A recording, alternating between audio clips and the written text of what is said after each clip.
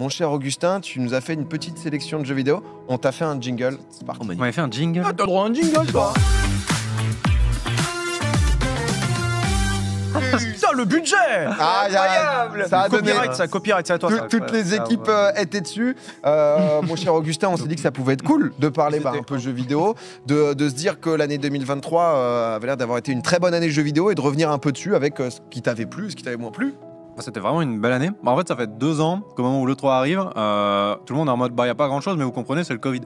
Et ça fait 2 ans qu'on dit oh, mais t'inquiète pas, à un moment, tout le monde va reprendre le travail, les gens vont retourner dans les studios et vraiment les jeux vont être incroyables. Et en fait, c'était cette année, c'est vraiment arrivé. On n'y croyait qu'à moitié, on était un peu aigris et c'est vraiment arrivé.